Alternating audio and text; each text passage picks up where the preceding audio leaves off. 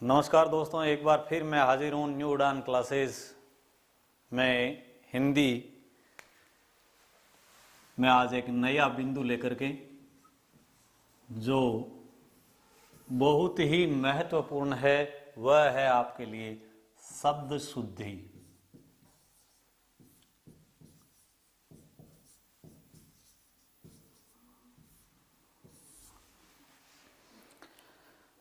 देखिए दोस्तों, वास्तव में अगर देखा जाए तो भाषा एक सशक्त माध्यम है अपने विचारों को प्रकट करने के लिए।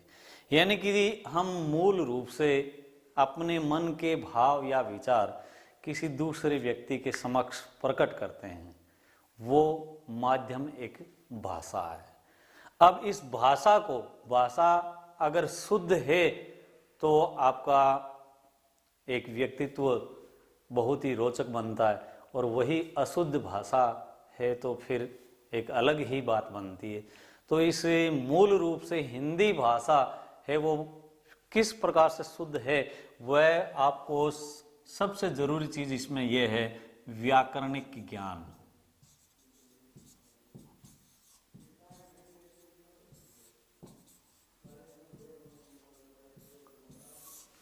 व्याकरणिक ज्ञान के बिना भाषा है वो पूर्ण रूप से शुद्ध नहीं होती है। देखिए, शुरुआत में मैंने आपसे ये बताया था कि अगर आप 4 चैप्टर इस हिंदी भाषा में तैयार रखते हैं तो बाकी के सरल होते जाएंगे। जैसे सबसे जरूरी चीज है संधि, समास, उपसर्ग व प्रत्यय। अगर आपके हिंदी भाषा में ये 4 चैप्टर कंप्लीट है तो कोई भी प्रतियोगी परीक्षा है तो उसमें लगभग 90% आप कवर कर चुके हैं। कैसा भी एग्जाम हो, आपने 90% आप उसमें कवर कर लेते हैं। अब भाषा को शुद्ध करने के लिए जिस प्रकार सबसे जरूरी चीज है संधि। देखिए कि संधि में वर्णों का आगमन होता है किस आधार पर, वर्ण का परिवर्तन होता है। जैसे स्वर संधि के अंतर्गत आपने पढ़ा है दीर्घ, गुण, यण, वृद्धि, अयादि। और व्यंजन संधि के जो मूल रूप से विशेष नियम थे उसमें भी आपने प्रथम वर्ण का तीसरा वर्ण बनाया था, प्रथम वर्ण का पंचम वर्ण बनाया था, कहाँ पर अनुस्वार होना है, कहाँ अनुस्वार नहीं होना है, ये चीज हमने व्यंजन संधि में सीखी थी। और साथ ही साथ विसर्ग संधि के अंतर्गत हमने विसर्ग का ओ बनाया था, विसर्ग का रे बनाया था, विसर्ग के से बनाए थे। तो इस आधार पर आपको थोड़ा सा वो पूर्व ज्ञान है वो यहाँ शब्द शुद्धि में ध्यान देना। इसी के साथ साथ सामासिक पद यानी कि जो कारक चिन्ह हैं उन कारक चिन्हों का प्रयोग करने पर विग्रह किया जाता है, और उन्हीं कारक चिन्हों का लोप किया करके हम एक पद बनाते हैं, वो सामासिक पद बनता है। ठीक इसी प्रकार से उपसर्ग के अंतर्गत भी हमने पढ़ा था कि उपसर्ग का प्रयोग किसी मूल शब्द से ठीक पहले जुड़ करके वो उसके अर्थ में पूरा परिवर्तन करता है। तो यहाँ उपसर्ग में भी हमने एक चीज देखी थी कि उपसर्ग की मात्रा सदैव छोटी होती है, चाहे वो ई की मात्रा हो या ऊ की मात्रा हो। लेकिन ये याद रखना है, उपसर्ग के अंतर्गत भी हमने वापिस संधि की ओर झुकाव दिया था। तो ये चीज भी शब्द शुद्धि में ध्यान देनी है। और ये बात है प्रत्यय की। तो दोस्तों, हमने प्रत्यय पढ़े उस वक्त मूल रूप से 6 प्रत्यय मैंने आपको विशेष रूप से पढ़ाए थे। वो शब्द शुद्धि में भी वहां पर मैंने आपसे बताया था कि शब्द शुद्धि में इनसे प्रश्न बनता है। शब्द शुद्धि के आधार पर भी पूछा जा सकता है, प्रत्यय के आधार पर भी पूछा जा सकता है। जैसे कई बार आपसे ये शब्द पूछा जाता है, जैसे लाघव। कई बार ये शब्द पूछा गया लाघव में प्रत्यय क्या है। अब दिक्कत यह है कि अगर आपसे ये पूछ लिया जाए कि लाघव का मूल शब्द क्या है, तो इस शब्द में मूल शब्द है लघु, और इसमें ए प्रत्यय हमने बनाया था। तो लघु शब्द में ए प्रत्यय जुड़ करके, यानी कि अगर किसी शब्द का अंतिम वर्ण में ऊ की मात्रा है वहां अव बनता है। ये ए प्रत्यय पढ़ाया उस वक्त मैंने आपको बताया था। तो ये चीज आपको यहाँ याद रखनी है। तो अब शब्द शुद्धि के अंतर्गत हम लेकर के चलते हैं। तो मूल रूप से शब्द अशुद्ध होने का प्रमुख कारण क्या है? प्रमुख कारण ये है कि हमें एक तो व्याकरण का ज्ञान नहीं होना, मूल रूप से व्याकरण का अधूरा ज्ञान।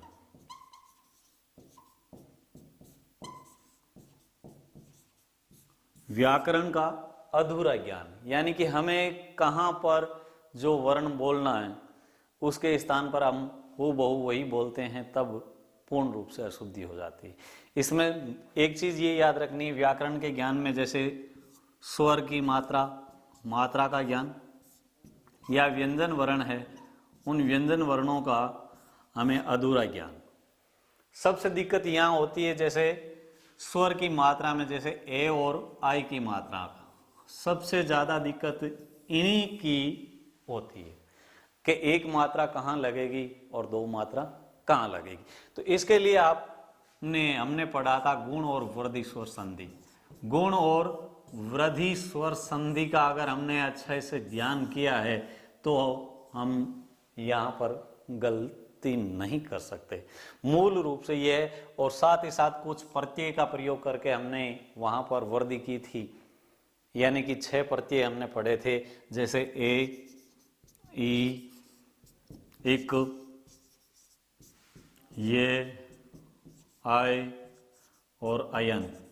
इन 6 प्रत्ययों पर विशेष रूप से हमने ध्यान दिया था। ये 6 प्रत्यय क्या कर रहे हैं, जिस भी शब्द के साथ में जुड़ते हैं तो उस शब्द का प्रथम वर्ण में वृद्धि कर देते हैं। तो दोस्तों ये चीज आपको यहाँ पर याद रखनी है।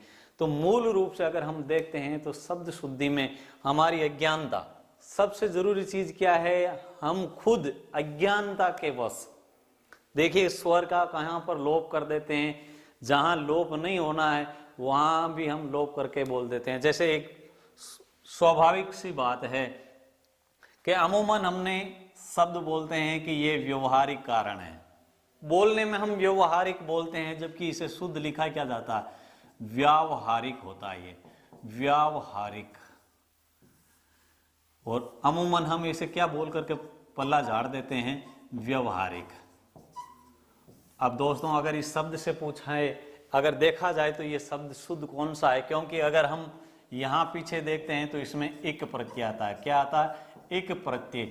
हमने प्रत्यय जब पढ़े थे उस समय हमने ये पढ़ा था कि एक प्रत्यय का प्रयोग जब भी किया जाता है तो उस शब्द के प्रथम वर्ण में वृद्धि होती है। कहाँ वृद्धि होती, प्रथम वर्ण में। तो यहां पर ये आधा वे और ये, तो ये के यानी पूर्ण यहां पर वृद्धि होगी तो इसमें ए की मात्रा है, ए और आ की वृद्धि हमने पढ़ी थी, आ होती है। तो दोस्तों इस प्रकार से यहां पर ये व्यावहारिक होता है, ना कि व्यवहारिक। तो इसी प्रकार से हम एक शब्द शुद्धि में ये लेते हैं, जैसे सौंदर्यता। सौंदर्यता, देखिए दोस्तों ये शब्द जो मैं लिख रहा हूं वो कई बार पूछे गए हैं। सौंदर्यता, क्या ये वास्तव में शुद्ध है, पूर्णतया गलत होता है, क्योंकि शब्द है वो सौंदर्य होता है।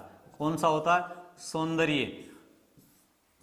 क्यों होता है, क्योंकि ये प्रत्यय के साथ में ता और त्व प्रत्यय का प्रयोग वर्जित होती है, का प्रयोग वर्जित है। वर्जित का मतलब गलत होता है। ये प्रत्यय अगर किसी शब्द के साथ में जुड़ा हुआ है तो वहां पर आपका ता और त्व इनका प्रयोग पूर्ण रूप से गलत हो जाता है। इसी प्रकार से हम अगर कोई भी शब्द देखें, चाहे वो संधि युक्त है, जैसे हम अमूमन यण संधि के अंतर्गत हम गलती करते हैं। देखिए दोस्तों यही वो शब्द हैं, ऐसा नहीं है कि आपके द्वारा पढ़े हुए नहीं है, बल्कि प्रश्न उन्हीं में से होता है। प्रश्न अक्सर यहीं से पूछा जाता है, या तो संधि से या प्रत्यय युक्त शब्दों से। तो यहाँ पर हम अशुद्धि करते हैं। प्रमुख कारण आपको यहाँ पर ये ध्यान देना है, जैसे यण संधि के हमने नियम पढ़े थे कि य, व और रे, इन 3 वर्णों का वर्ण बनते हैं। जैसे ई का ये बनेगा, ऊ का वे बनेगा और री का रे बनता है, यानी इनका जो हस्व या दीर्घ है वो रूप ये चलता है। अब ई का ये बन रहा है हम क्या गलती कर रहे हैं यहां पर, पूर्ण रूप से यण संधि में इनसे ठीक अक्षर पहला है वो आधा होगा, लेकिन हम अमूमन वही गलती कर देते हैं। कहां पर, जैसे ये व्यवहारिक है, ये मूल रूप से व्यवहार है, व्यवहार शब्द है। अगर इसका संधि विच्छेद पूछ लिया जाए तो इसमें क्या होगा, वी जोड़ अवहार। अब यहां पर ये वी है और अव उपसर्ग के रूप में मूल शब्द यहां हार है। तो इस आधार पर अगर आपसे शब्द शुद्धि में ये शब्द पूछा जाए तो यहां पर केवल आपको व्यवहार लिखना है, ये व्यवहार है। यहां आपसे ये पूछा जाए तो आपको केवल व्यवहार करना है, व्यवहार यहां कर दिया तो ये आपका पूर्ण रूप से गलत हो जाता है। व्यवहार कब होता, जब यहां पर अगर इक प्रत्यय जोड़ते हैं आप, तब आपका ये व्यावहारिक होता है। इसी प्रकार हम शब्द होता है एक तदुपरांत, तदुपरांत। अमूमन हम गलती क्या करते हैं, जैसे तदुपरांत लिखते हैं। भाई यहां अगर थोड़ा सा ध्यान से देंगे तो यहां पर तत् जोड़ उपरांत है, तत् जोड़ उपरांत शब्द से ये तदुपरांत बना है। यहां तय वर्ण है, अगला वर्ण घोष वर्ण है, इसलिए ते का दे बनाया। क्या बन गया, दे। अब इसमें ऊ की मात्रा जुड़ेगी तो ऊ हस्व है तो छोटा ऊ की मात्रा। इस आधार पर मूल रूप से यह गलती हम करते हैं। इसी प्रकार से अगले शब्द देखते हैं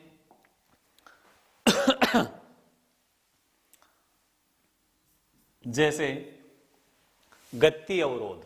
देखिए गति अवरोध, गति अवरोध बनता है, ये यण संधि का ही उदाहरण है। देखिए यहां पर हमने मूल इसमें शब्द क्या है, संधि बना करके देखते हैं, गति जोड़ अवरोध।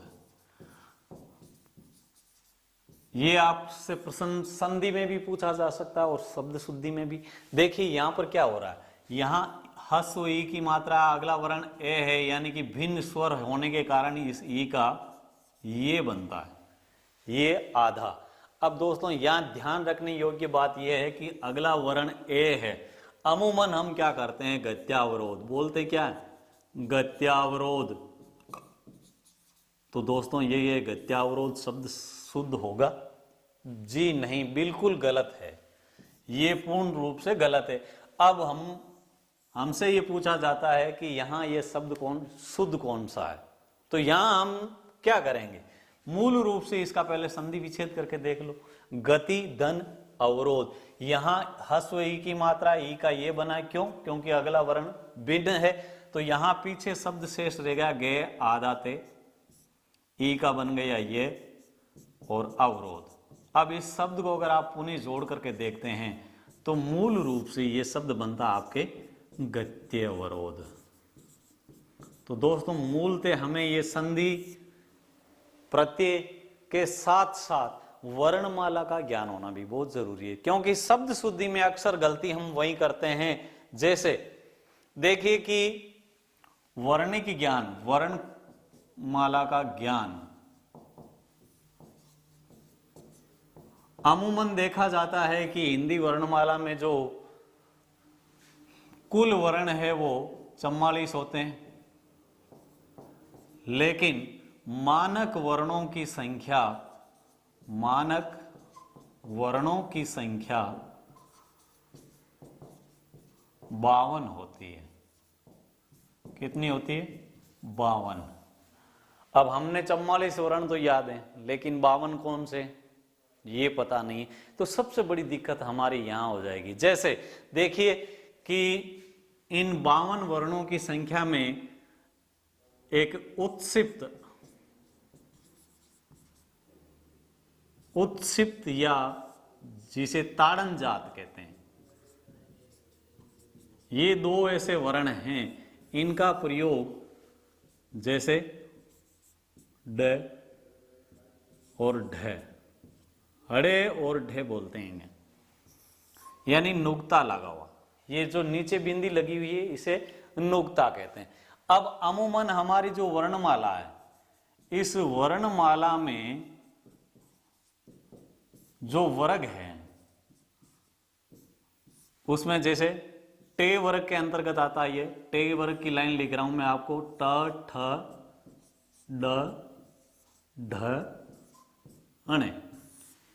अब दोस्तों थोड़ा सा ध्यान देना है कि एक तो दो वर्ण ये है और दो वर्ण ये है, इन दो को अलग अलग करके एक साथ लिख रहा हूं। ये तो है हमारे वर्गीय व्यंजन, इनको हम क्या कहते हैं, वर्गीय व्यंजन। दोस्तों सबसे जरूरी चीज यहां ध्यान देनी है आपको, और ये है आपके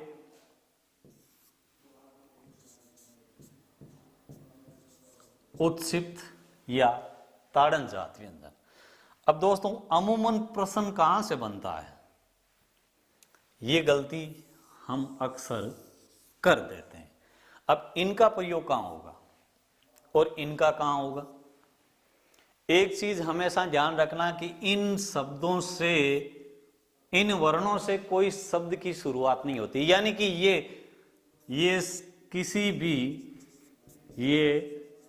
किसी भी शब्द के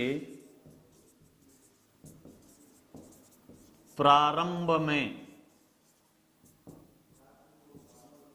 नहीं होते हैं। मतलब इन वर्णों से कोई भी शब्द नहीं बनता। हमें क्या ध्यान रखना है कि जो उत्क्षिप्त व्यंजन वर्ण है, इनसे किसी भी शब्द की कहने का मतलब यह है कि कोई भी ऐसा शब्द नहीं है जो इनसे प्रारंभ हो, यानी इनसे कोई शब्द नहीं बनता। ये चीज याद रखनी। क्या याद रखनी है, इन दोनों वर्णों से, उत्क्षिप्त व्यंजन से किसी भी शब्द का निर्माण नहीं होता, जबकि इनसे होता है। ठीक है, ये इनका प्रयोग कहां होगा, शब्द के मध्य। शब्द के मध्य इनका प्रयोग होता है, इनका प्रयोग होता है।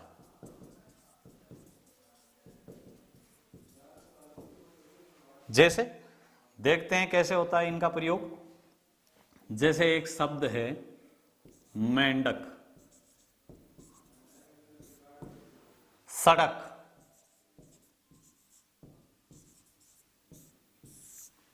यहां इस शब्द का प्रयोग हो गया, यहां पर भी प्रयोग हो गया। हाँ, अंत में भी होता, अंत में भी, जैसे मेंढ, मेड, ये बन रहे। लेकिन यहां अमूमन प्रथम वर्ण में इनका प्रयोग नहीं है। जैसे इनका प्रयोग हो जाता, जैसे डमरू, ढक्कन। दोस्तों ये ढक्कन शब्द कई बार पूछा गया है, निम्न में से शुद्ध शब्द कौन सा है। तो प्रथम, जैसे आपके 4 ऑप्शन बनाए हुए हैं, उसमें वहां पर दे रखा था ये ढक्कन। पिछली भर्ती में भी पूछा गया था ढक्कन, और ये ए में दे रखा था, और डी या बी के अंदर आपसे ये दे रखा है ढक्कन। 4 ऑप्शन बना सकते हो आप, अणे के स्थान पर ने, वो चलेगा। लेकिन अमूमन हम यही करते हैं जो पूर्ण रूप से गलत होता। तो दोस्तों यहां ये आपको याद रखना कि इन वर्गीय व्यंजनों का प्रयोग कहां पर और उत्क्षिप्त व्यंजनों का प्रयोग हम कहां पर करते हैं। शब्द शुद्धि में मूल रूप से हमें ये याद रखना है। जैसे हम इनका प्रयोग, यानी वर्गीय व्यंजन का प्रयोग, वर्गीय व्यंजन डे ढे का प्रयोग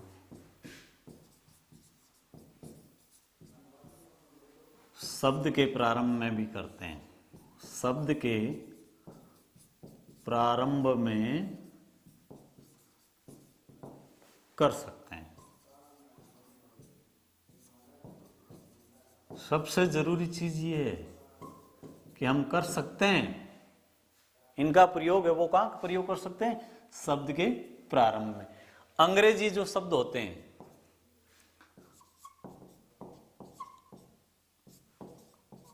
अंग्रेजी शब्दों में इनका प्रयोग होता है, इनका प्रयोग होता है।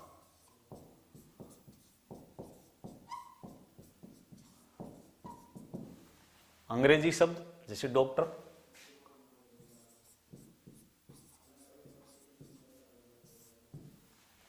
बन रहा ड्रेस, ड्राइव, ड्राइवर, ये शब्द बन रहे हैं, लेकिन वो उत्सिष्ट व्यंजनों से नहीं बनेंगे, ये याद रखना। सबसे जरूरी चीज हमें ये याद रखनी है कि इनका प्रयोग हम शब्द के प्रारंभ में कर सकते हैं। अगर शब्द के प्रारंभ में ये आए और बीच नीचे नुकता हुआ लगा हो, जैसे यहां ये है या ढ, नीचे नुकता लगा हुआ है अगर, तो ये शब्द के प्रारंभ में नहीं होगा, ये याद रखनी। सबसे जरूरी चीज ये याद रखनी कि इनका प्रयोग शब्द के प्रारंभ में नहीं होगा। हाँ, बीच में या लास्ट में हो सकता है, वहां बनते हैं, वहां ये बन सकते हैं, लेकिन एक चीज इसमें और भी होगी, जैसे अगर द्वित्व वर्ण हो, द्वित्व वर्ण होने पर वर्गीय व्यंजनों का प्रयोग होता है, वर्गीय व्यंजन का प्रयोग होता है।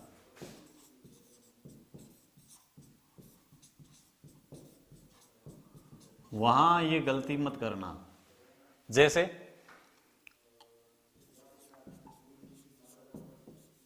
अड्डा,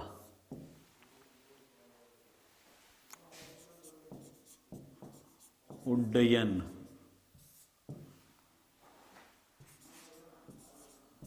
चड्ढा,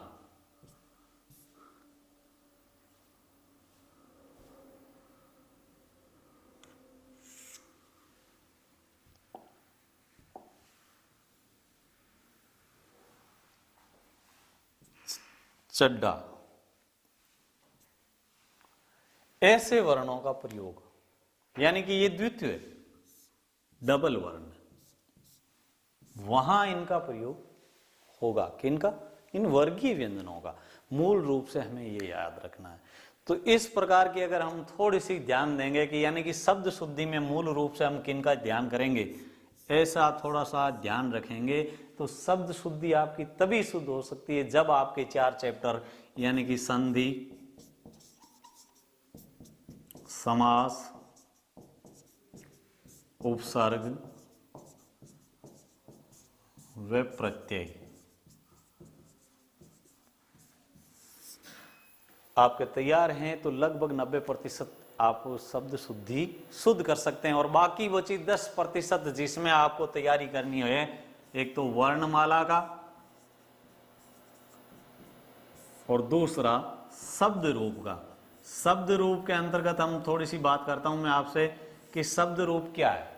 जैसे देखिए, शब्द रूप में मूल रूप से शब्द हैं वो तत्सम,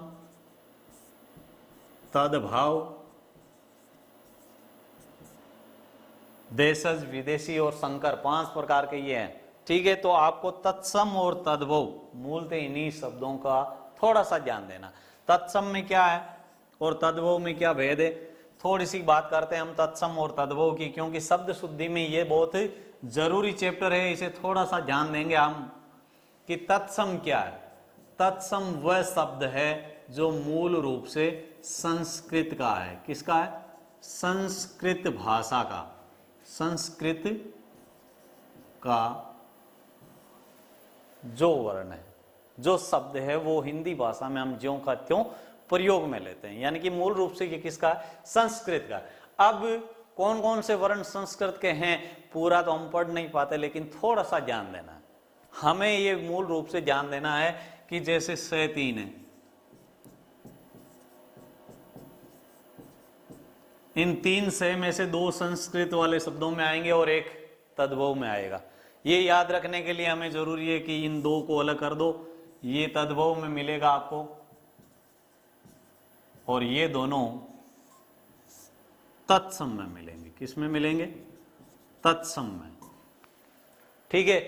तद्भव में आपको वे है वो तत्सम में मिलेगा और बे बकरी वाला तद्भव में मिलेगा।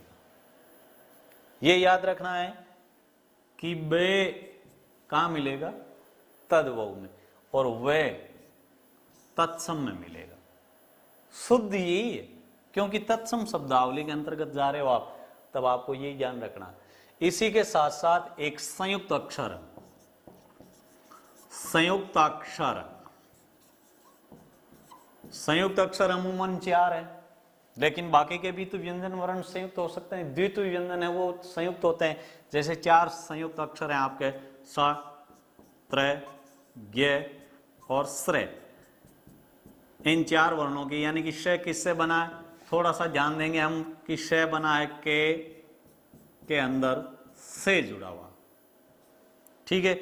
त्र में ते के अंदर रे जुड़ा हुआ, ज्ञ में जे के अंतर्गत ये जुड़ा हुआ, और श्रे के अंदर से में रे जुड़ा हुआ। तो दोस्तों थोड़ा सा ध्यान देंगे तो यहां हम वो अशुद्धि नहीं कर सकते, क्योंकि आप देखिए कि यहां जैसे एक शब्द होता है श्राप, शुद्ध रूप क्या है, साप। यहां ये बनता है, मूलते हमें ध्यान देना है। अब जैसे कि कहां पर द्वितीय व्यंजन है और कहां नहीं, अमूमन शब्द शुद्धि में भी जैसे शब्द पूछ लिया जाता है उज्ज्वल। देखिए कई बार ये सेकंड ग्रेड तक पूछा गया प्रश्न है उज्ज्वल शब्द का, जैसे संधि में भी पूछा जा सकता है तो शब्द शुद्धि में भी। तो दोस्तों ध्यान रखना है, उज्ज्वल के दोनों जे आधे होते हैं, हमने संधि में भी पढ़ा था ये उज्ज्वल। इसी प्रकार से शब्द आता है उज्जैन,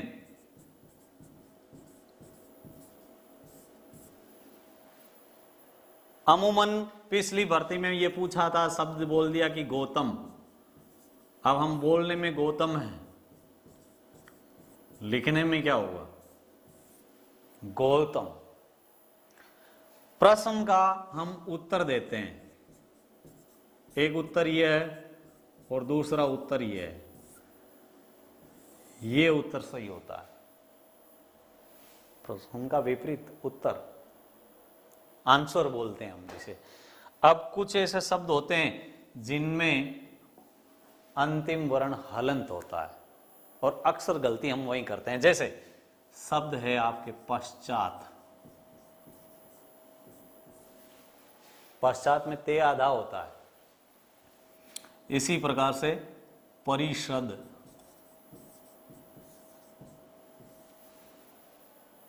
संसद, दोस्तों संसद में दे आधा होता है, ये याद रखना, संसद शब्द में दे आधा होता है। अर्थात, अर्थात का ते आधा। कश्चित,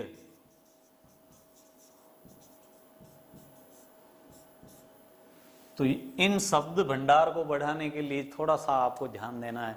और इसके लिए पूर्ण रूप से अगर आप देखिए जो चैप्टर पढ़ाया जा रहा है उसके लिए सहायक सामग्री के रूप में अगर आपके पास में कहीं से माध्यमिक शिक्षा बोर्ड की पुस्तक है, क्योंकि अब देखिए एग्जाम सर पे आ रखा, तो थोड़ा सा आप रूटीन बना करके देखिए, उनमें अमूमन यही चीजें आपको दिखाई देगी जो पूर्ण रूप से हम गलतियां कहाँ करते हैं। तो दोस्तों ये ऐसी गलती हमें करनी नहीं है, और शब्द शुद्धि के अंतर्गत थोड़ा सा ध्यान हमें वापिस इन्हीं चैप्टर को लेकर के चल करके देखना है, क्योंकि ये इस चैप्टर आगे, जैसे मान लीजिए कि अगला चैप्टर हम पढ़ेंगे पर्यायवाची शब्द हैं, विलोम शब्द है, लोकोक्ति, मुहावरे, शब्द युग्म है। इन शब्दों में अगर जाकर के हम देखते हैं तो वही शब्द तो पूर्ण रूप से वापस पुनरावृत्ति में मिल रहे हैं। इन्हीं शब्दों को हमें शब्द भंडार को बढ़ाना है, मूल रूप से ये आपको याद रखना है। तो दोस्तों फिर मिलते हैं अगला कोई नया चैप्टर लेकर के। धन्यवाद।